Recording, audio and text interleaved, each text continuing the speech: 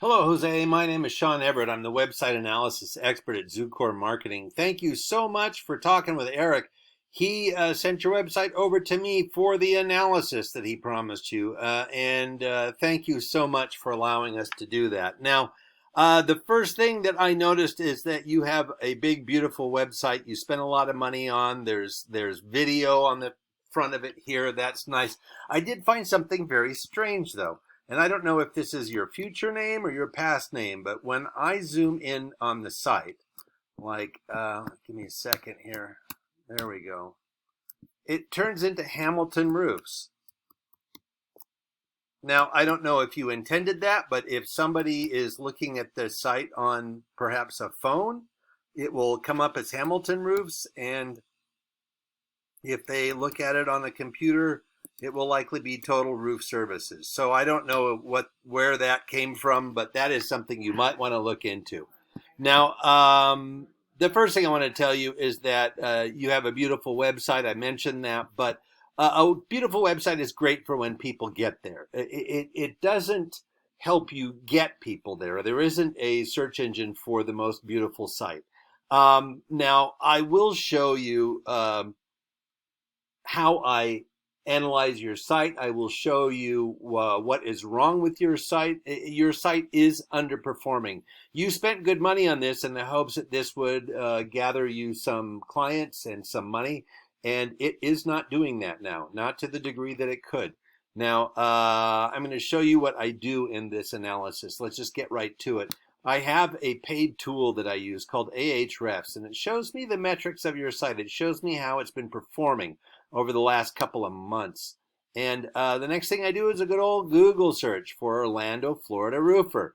Now, the reason I do that is because Google is responsible for about 96% of the traffic on the internet. In other words, people don't usually find things by just randomly typing things in or by, following a link from a book or whatever. If you don't know what you're looking for, you turn to Google. Most people do. That's about 96% of the traffic on the internet. So the reason that I'm showing that to you is because if you do not know how Google works, you are not able to take advantage of the things that Google can help you with. Now, I'm going to just go through what Google does, how it behaves, and how it makes the choices it makes. And I'll do that in terms of explaining this particular page to you.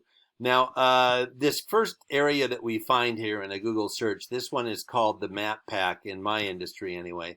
And we call it that because it's attached to this map. Now, it's three companies.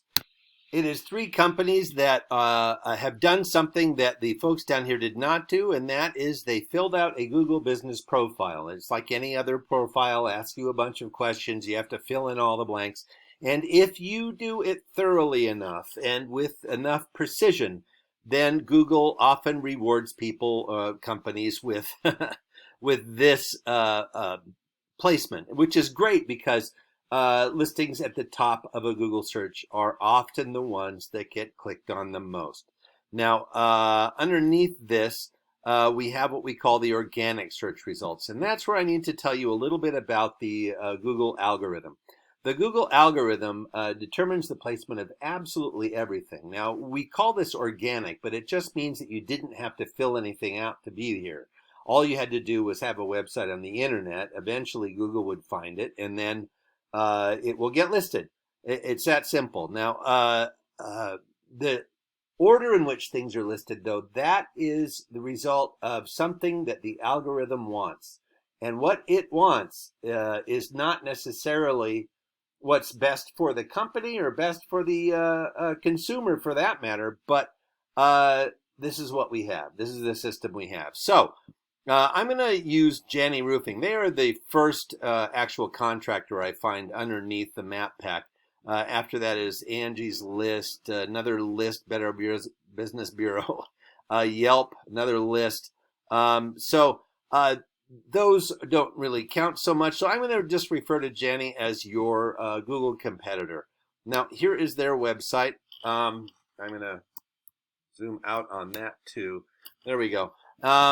And I'm going to do something really fast. I'm going to copy and paste your website, your homepage, into this word counter. And the reason I'm doing that, oh my goodness, I am in love. 2,284. That is what I'm talking about. There is no way that Janny has that number of words. Let's see here.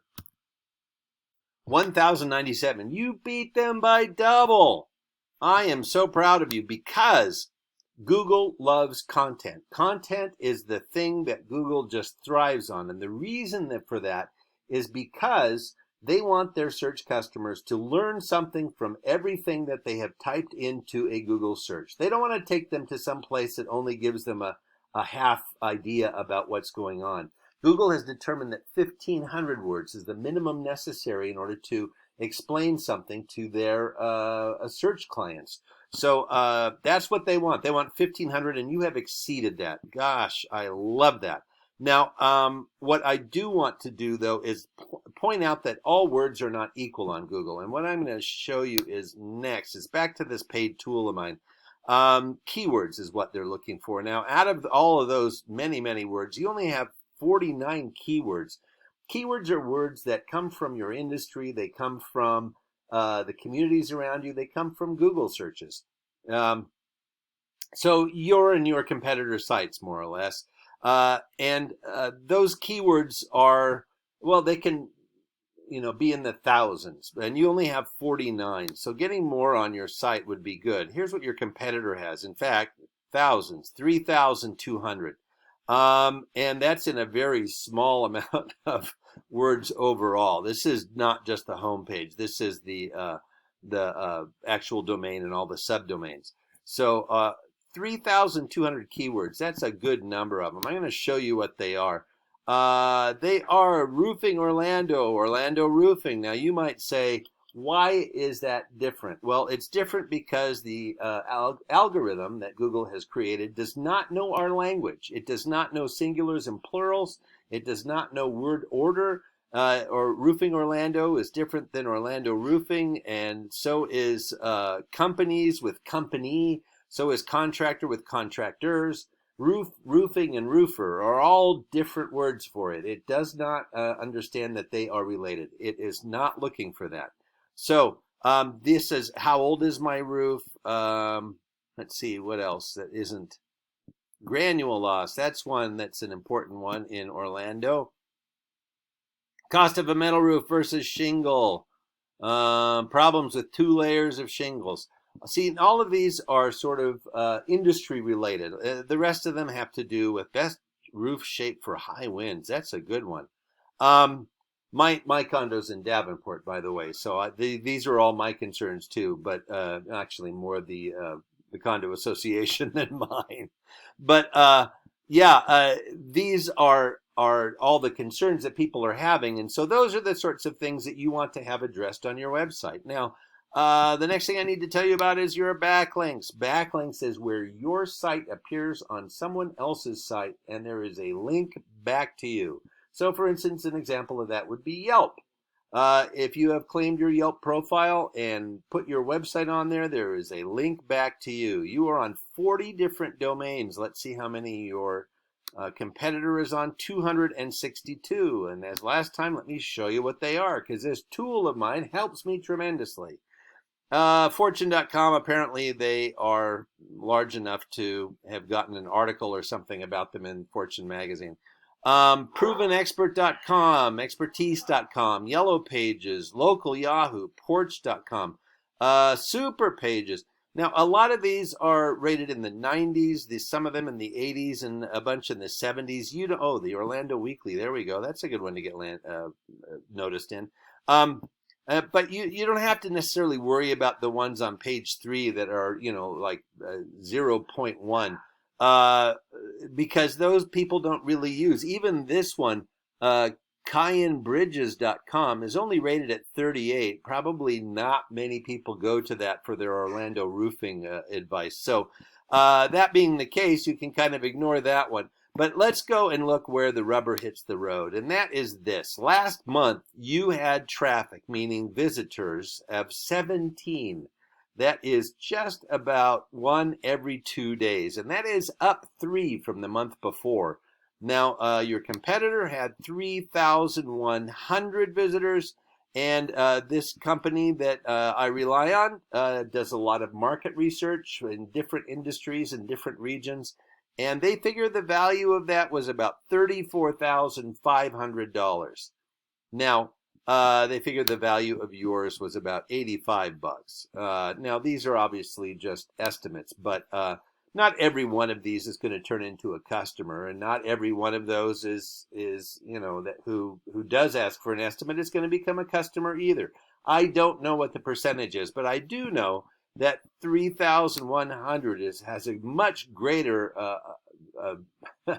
opportunity for that to become so than 17, just mathematically. So anyway, these are the 3 things. I will go through them again. 1, Google Business Profile. 2, better keywords. And 3, better and more keywords. And 3, better and more backlinks. So if these are things that you make sense to you and stuff you'd like to try, you can certainly do them also. But I would really suggest that you have somebody with experience and expertise do them as opposed to trying them on your own. And for that reason, I suggest you give Eric a call. He would be glad to walk you through the next steps and get you on the road to getting more money in your pocket. Use Google for all you can. Thank you so much for watching, Jose. Have a great rest of your day.